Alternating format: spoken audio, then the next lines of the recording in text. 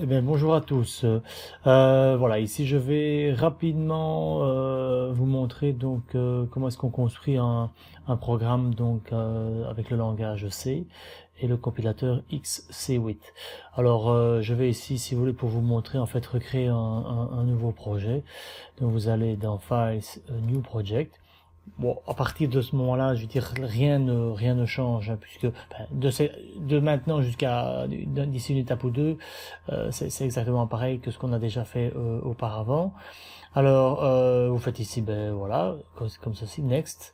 Là, vous choisissez bien entendu, comme d'habitude, le pic 18F45K20, voilà, comme ceci. Vous faites ceci. Ouais, je vous propose c'est d'utiliser le simulateur dans un premier temps, voilà. Et ici, voilà, juste la petite différence, c'est qu'au lieu de choisir la dernière version de votre assembleur, de compilateur ASM, vous sélectionnez le XC8.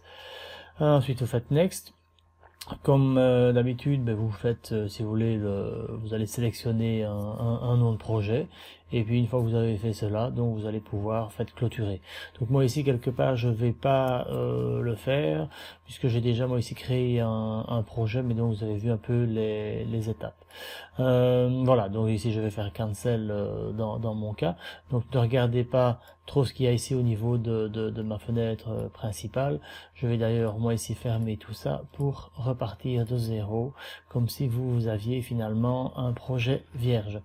Donc vous, imaginons que vous nommiez ça par exemple tutoriel, enfin nommez ça comme vous le désirez. Vous allez avoir ici quelque part de nouveau une nouvelle arborescence, donc je vais fermer tout, donc vous allez avoir ceci. Une fois que vous aurez cela, donc il va falloir donc ici ajouter des fichiers pour pouvoir alors écrire dedans, donc des fichiers C, etc. pour pouvoir écrire votre code. Alors on va voir que dans l'organisation c'est plus ou moins la même chose, donc je l'ai déjà expliqué en classe, hein. Mais ici c'est vraiment un petit rappel, c'est pour ça que je vais relativement vite, puisque vous avez déjà eu toutes ces informations là. Alors dans Source Files, ben, là aussi vous faites ici New. Alors ça dépend un petit peu là où vous êtes arrivé, mais cette liste n'est pas nécessairement la même chez vous, puisque ça dépend un petit peu l'appel, enfin je veux dire la sélection des fichiers antérieurs que vous avez pu réaliser. Mais en fait voilà ici une liste. Si vous ne trouvez pas tout ce que vous voulez ici, vous pouvez toujours aller dans Other ici, et là vous avez quelque part un peu plus de possibilités. Et donc si vous faites ici un test en C par exemple, si vous sélectionnez C, je vous propose c'est de prendre le cmain file pour pouvoir alors ouvrir, si vous voulez, appeler, donc créer un nouveau fichier. Là, je vous invite et je vous propose de faire le main, donner un nom qui s'appelle main. L'extension, bien sûr, elle reste la même. Donc, de nouveau, ici, je ne vais pas le faire. Et vous allez avoir ici, regardez ici, le main.c. Alors, il est clair que le mien ici est déjà rempli avec un certain nombre de choses. Bon, ne faites pas trop attention pour l'instant à ces différentes lignes là. Oui, ça je vous montre par exemple, ça c'est assez pratique quand vous avez des gros fichiers. Vous pouvez alors en cliquant sur le petit moins ou sur le petit plus comme ça éclater ou recompacter certaines lignes. Voilà, parfois c'est intéressant. Donc je vais dire ici normalement vous allez avoir quelque part un fichier ici vide avec cette en-tête-ci, voilà ici dans commentaire. Ceci sera probablement vierge pour l'instant. D'ailleurs ceci ici je vais même l'effacer, on n'en a pas besoin maintenant. Bit.a, tout ça c'est par la suite. Tout ça donc ça c'est vide pour vous. Alors vous allez avoir, vous allez vous retrouver avec un void main void. Donc je le rappelle, c'est quelque part la fonction, c'est la fonction principale main qui sera toujours appelée au niveau de votre programme. Alors je passe pas trop dans les détails maintenant pour tout ce qui concerne le void, etc., puisque j'en ai déjà parlé au cours et on verra ça dans la suite des exercices. Alors vous allez vous retrouver, vous donc de nouveau ne faites pas attention à ceci, puisque pour un souci de facilité, j'ai repris déjà un fichier que moi j'avais réalisé. Donc vous allez avoir ici quelque chose de vierge. Et vous n'aurez pas non plus le init ici. Vous avez vraiment un fichier très basique. Voilà, je continue. Vous devrez aussi donc, je vous invite maintenant à ajouter un nouveau fichier que vous baptisez un peu comme vous voulez. Moi, j'ai baptisé ça mylib. En fait, c'est quoi? Vous allez voir qu'on sait, comme je l'ai déjà expliqué, on va essayer souvent de décomposer votre programme en plusieurs fichiers pour une question de clarté. Donc, je vous invite ici à ajouter un fichier que vous pouvez par exemple nommer mylib.c. Donc pour ça, vous faites de nouveau new. Cette fois-ci, vous ne prenez plus le main.c, mais vous prenez, si vous voulez, un C source file. Vous voyez ici, là, s'il n'apparaît pas dans la liste, toujours pareil, other, c'est, regardez ici, c'est source files. Vous le nommez, donc vous lui donnez un nom, et là vous allez vous retrouver avec de nouveau un fichier avec une certaine structure. Je vais, vous allez aussi devoir, puisqu'en C, vous allez voir que, sauf, je veux dire, parfois le main, mais et encore, on pourrait aussi le retrouver. Vous allez voir qu'en règle générale, tout fichier C, donc chaque fichier portant un nom .c aura sa correspondance avec un .h, puisque je vous ai expliqué, le .h servira, on appelle ça les fichiers en tête. Ces fichiers serviront à ce qu'on appelle déclarer, donc déclarer le prototype des différentes fonctions qui seront utilisées dans le fichier .c. Alors, donc pour ça, on va le faire directement. Donc une fois que vous aurez créé votre mylib.c, alors vous allez dans le header files, pareil, là vous faites new. Là de nouveau en fonction de la liste, vous verrez bien, mais sinon vous allez dans other, et là toujours dans C, vous allez ici dans C, header files. Faites next, vous donnez un nom, et vous allez vous retrouver, bien sûr, je vous invite à donner le même nom, sauf l'extension bien entendu, donc ici le mylib.h. Si vous ouvrez ce fichier-là, vous allez voir que vous allez trouver une structure très basique comme celle-ci, c'est ce que j'ai mis ici en surbrillance, et je vous demande d'écrire là-dedans, par exemple, le void, espace init, entre parenthèses void. Donc c'est une fonction que j'appelle init, qui servira justement à regrouper toutes les parties d'initialisation que vous allez devoir configurer dès le début de votre programme. Souvenez-vous, en assembleur, on mettait ça au début du programme. Ici, c'est un peu pareil, si ce n'est que vous allez en plus renfermer toutes ces instructions dans une fonction qui s'appelle init. Alors, vous pouvez alors fermer ce fichier. Une fois que vous avez écrit void, ben voilà, vous avez écrit cette ligne-ci. N'oubliez pas le point virgule. Vous pouvez ici donc fermer le fichier. Et là maintenant, je vais réouvrir le fichier mylib.c. Alors là, de nouveau, le vote il est vierge. Alors, on va commencer alors par définir alors cette fonction init en question. Donc vous réécrivez la même fonction, donc void init void, ouvrez les crochets, fermez les crochets, et là alors vous allez écrire quelque part les différentes choses que vous voulez effectuer une seule fois l'initialisation. Alors souvenez-vous, hein, si on veut par exemple mettre tout le registre A à 0, ben, ici en C, contrairement à l'assembleur, ça sera beaucoup plus facile, il suffit de mettre tris A égale 0.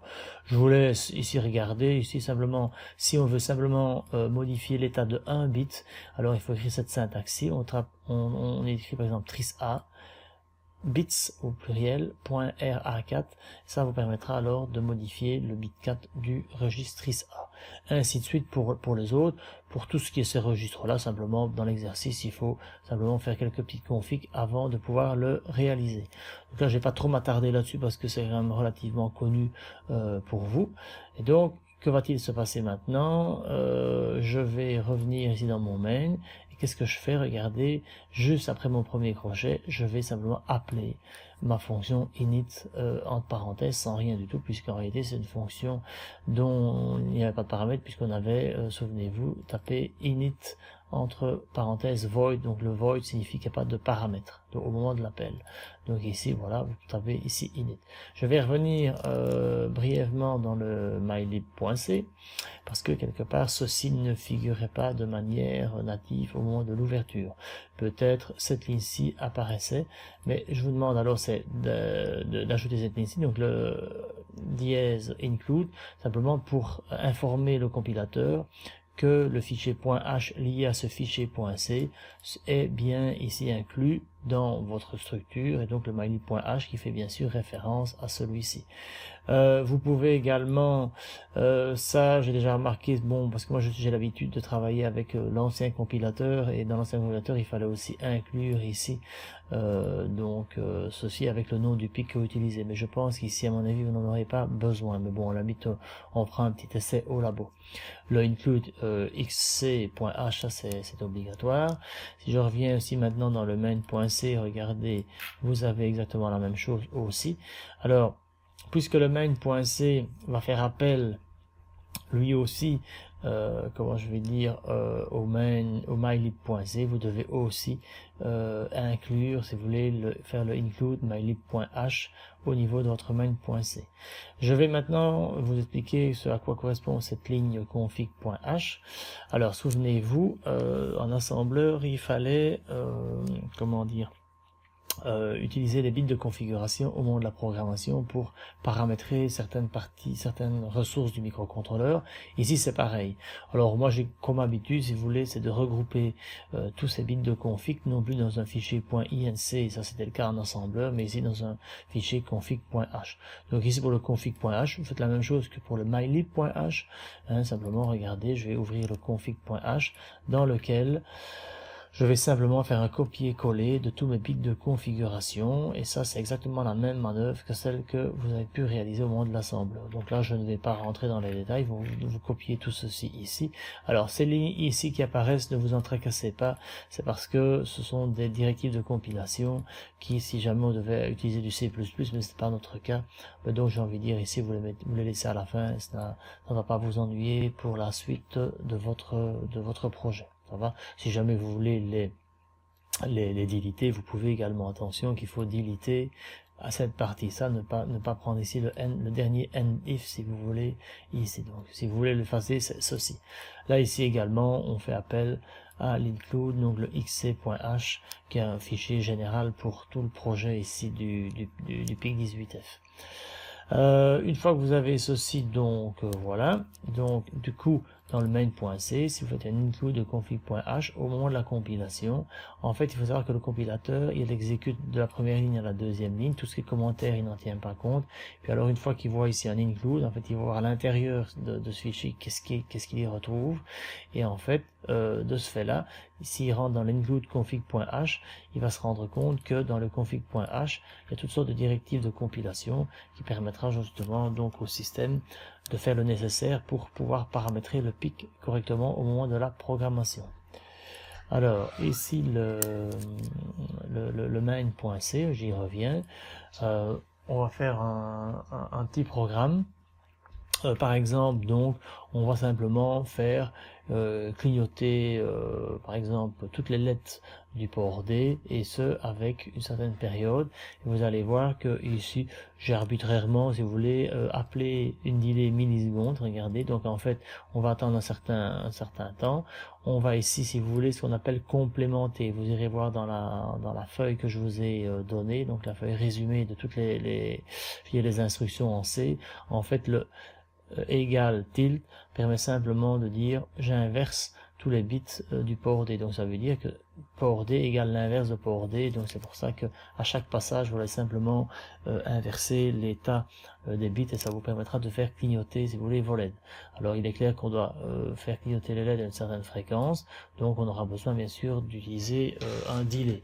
Alors dans cet exercice on va vraiment utiliser la même approche. Ça veut dire qu'on va plutôt utiliser une temporisation qui va savoir consommer un certain nombre de cycles machines sans rien faire du tout, et ça va simplement créer le delay comme en assembleur. La seule petite chose ici, vous pouvez constater que c'est relativement facile, il suffit de taper double underscore delay underscore millisecondes, et en fait entre la parenthèse vous pouvez mettre une valeur qui vaudra le nombre de millisecondes que vous allez quelque part attendre. Alors faites attention que vous ne pouvez pas non plus mettre n'importe quelle valeur, tout dépend du type de variable que cette fonction est capable d'obtenir, enfin de prendre comme paramètre. Alors pour ça je vais vous montrer, regardez, si vous allez vous mettez sur delay millisecondes, faites contrôle, regardez ça se souligne en bleu, si vous faites clic dessus, en fait vous voyez que on va vous montrer la définition de cette fonction, et vous voyez qu'en fait elle accepte comme paramètre un unsigned long. Donc je vous invite c'est d'aller voir l'étendue des valeurs que l'on peut mettre dans un unsigned long, et ça se retrouve dans le petit tableau que je vous avais déjà montré au cours. Vous voyez aussi que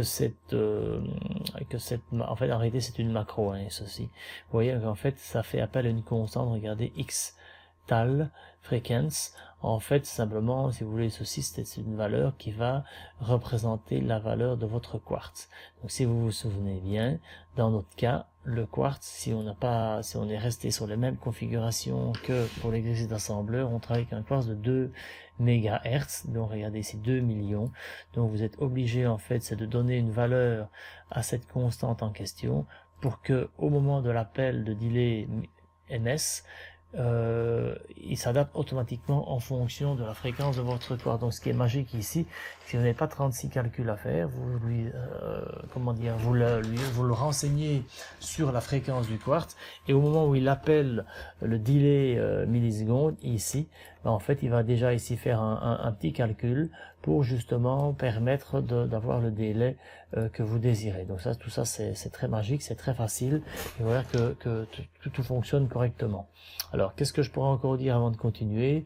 N'oubliez pas, si je viens ici dans cette partie-là, donc au niveau du simulateur, pour que si on veut faire des tests au niveau simulation avec le stopwatch, n'oubliez pas donc de lui référencer le 0,5 MHz. Souvenez-vous, le 0,5 ici MHz ne correspond pas à 2 millions, puisque 2 millions c'est la fréquence du quartz, et souvenez-vous, ici c'est la fréquence des instructions, et souvenez-vous, c'est la fréquence du quartz divisé par 4, ce qui nous donne bien ici 500 kg, donc 0,5 mégas, 500 kHz, d'accord? Alors, j'attire votre attention aussi sur le fait, comment dire, ben non, donc ici je n'ai plus rien d'autre de spécial à dire. Par contre, ce que je pourrais quand même déjà ici anticiper, je ne sais pas si c'est le bon moment de le dire maintenant, mais à la limite pourquoi pas. Vous allez voir que par la suite, vous allez devoir, si vous voulez, utiliser toute une série de librairies proposées par Microchip, un petit peu des librairies équivalentes à ceci. Pourquoi? Parce que vous allez voir que justement Microchip vous permet, pour pouvoir utiliser ces ressources, donc les ressources du microcontrôleur plus facilement, il va vous mettre à votre disposition toutes des librairies. Souvenez-vous, nous avions déjà parlé de ces librairies-là grâce à ce document. Si souvenez-vous, je vous avais dit que ce document-là est un document dans lequel vous pouvez retrouver toutes les définitions, les explications des différentes librairies. Alors pour pouvoir utiliser ça correctement, vous allez devoir installer des librairies supplémentaires au niveau de votre environnement MPLAB IDE. Alors pour faire cela, je vous invite en fait à vous retrouver sur le site de Microchip, souvenez-vous, là où vous avez été télécharger le compilateur XC8, souvenez-vous. Donc là, faites une petite recherche, vous allez retrouver ça assez facilement. Si vous descendez plus bas, donc là, vous sélectionnez l'outil Download, et là, vous allez beaucoup plus bas dans la liste, et là, vous allez, attendez, voilà, et ici, Legacy Peripheral Libraries, vous avez là ici, finalement, vous devez télécharger ce fichier ici et installer ça sur votre disque dur. Une fois que vous aurez téléchargé ça, vous allez alors pouvoir simplement l'exécuter, donc l'installer. Et là, en fait, une fois que vous allez lancer l'installation, il vous demandera simplement de sélectionner le répertoire dans lequel a été installé le compilateur XC8. Donc je vais simplement ici vous montrer. Attendez, donc je m'y retrouve dans mes parties. Donc là, je reviens sur mon ordinateur. Permettez un instant. Voilà. Ok. Voilà. Voilà. Et donc je reviens ici la fenêtre. Donc moi il est installé dans mon local, c'est Program Files Microchip XC8, c'est la version 1.45. Donc lorsqu'il vous demandera, vous devrez sélectionner le 1.45 et c'est à ce moment-là en fait qu'il va venir ajouter des choses supplémentaires dans votre répertoire d'installation, notamment ici, voilà, attendez, si je reviens ici là, PIC 18, vous allez voir qu'il y aura toutes sortes de librairies supplémentaires qui vont venir s'ajouter dans votre répertoire au niveau du XC8. Voilà, donc une fois que tout ça sera installé. D'ailleurs, si vous regardez bien, je reviens, regardez ici, je vais remonter là, vous allez voir qu'il a rajouté aussi un onglet doc, et justement dans le doc ici, vous allez justement retrouver le document dont je vous ai parlé l'autre jour, qui justement décrit les différentes librairies qui sont utilisables dans vos différents projets. Donc ça, je veux dire, ça c'est important de le faire. Je sais que dans l'exercice, donc dans le cours que je suis en train de donner ici, donc ce cours bien précis, on va peut-être pas en parler directement, mais au moins comme ça, ce sera fait. Voilà, une fois que vous avez fait tout ceci, ben rien ne change, oui, si ce n'est que tout, malgré tout, je vous invite tout de même à le faire maintenant. Vous allez dans Customize ici, et vous allez aller ici sur le XC8 Linker. Et là, vous devez regarder ici dans la liste déroulante, vous allez avoir ici le link in Preview Library, donc vous devez le cocher, ça lui permettra justement de pouvoir s'y retrouver lorsque vous allez compiler et utiliser des ressources donc liées à ces librairies. Ça va? Alors, qu'est-ce que je peux encore bien vous dire ici? A priori, c'est bon. Donc, je vais simplement ici tester avec vous le petit programme. Comme à l'habitude, on va voir, on va compiler. Voilà, donc ça prend un petit temps. Donc, jusque là, voilà, l'autre complete. Je vais simplement regarder ici, j'ai rajouté un breakpoint. Je vais ici lancer le debugger. Et on va voir justement comment tout ça va fonctionner. Alors voilà, vous voyez que ici le breakpoint a permis d'arrêter le programme à cet endroit-là. Je vais ici par exemple, souvenez-vous du stopwatch, hein, donc là, souvenez-vous le stopwatch, il se retrouve dans Tools, attendez, Windows, Debugging, et ici, est-ce qu'il y a déjà le stopwatch qui est là, d'accord? Vous le remettez ici à 0 et vous allez voir que je vais moi ici avancer en pas à pas, et vous allez voir donc là, j'ai simplement complémenté, on y reviendra, les bits du port D. Et si je reviens ici, regardez ici à 0, regardez bien la magie, je lance donc ça prend un certain temps, vous allez voir que, parce que là il est en train de compter un nombre considérable d'instructions, et regardez, tip top, regardez ici 1 million d'instructions, hein, vous voyez, ce qui vous donne ici 2 secondes. Donc là j'ai bien ici 2000 millisecondes, ce qui nous donne bien 2 secondes, et regardez, c'est relativement très précis. Donc ici je continue, je relance, donc je vais faire ceci, hein, voilà, donc j'ai fait play pour aller un peu plus vite, et là regardez, je vais simplement vous montrer que si je vais dans IO View, là je vais redimensionner ma fenêtre, et donc ici je sélectionne mon port D, voilà, et vous voyez que ici le port D tout est éteint, et si je réexécute mon instruction, regardez, j'ai ici commuté comment je dirais moi, les valeurs. Donc attendez, faut que je recommence, je vais le refaire, voilà, vous voyez ici que à chaque passage je suis bien en train de changer d'état au niveau de mon port D. Donc vous pouvez voir dans le stopwatch qu'on a bien respecté quelque part la fréquence en question. Voilà, donc ici c'est vraiment un très petit exercice. Bon, moins comme ça vous avez déjà vu la manière de pouvoir réaliser les tempos. J'insiste bien que pendant ces 2 secondes où on se retrouve dans la delay en question, mais votre programme est en quelque sorte pas planté, mais en tous les cas il est dans une longue boucle, et il n'est plus capable de faire quoi que ce soit. Là aussi, souvenez-vous, je vous en ai déjà parlé, on va utiliser des interruptions pour justement permettre de pouvoir gérer tout cela. Donc voilà, j'espère, bon, ce cours a peut-être été un peu vite, mais bon, j'ai envie de dire, on a déjà vu pas mal de petites choses au niveau du coup, donc au moment des labos.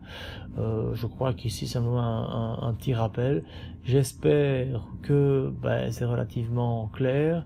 N'hésitez pas bien sûr à revisualiser la vidéo, à peut-être des passages un peu plus difficiles. Voilà, donc je n'ai rien d'autre de spécial à ajouter. Voilà, je vous souhaite une bonne lecture, et n'hésitez pas donc à poser vos questions au prochain labo, et j'y répondrai volontiers. Voilà, bon travail.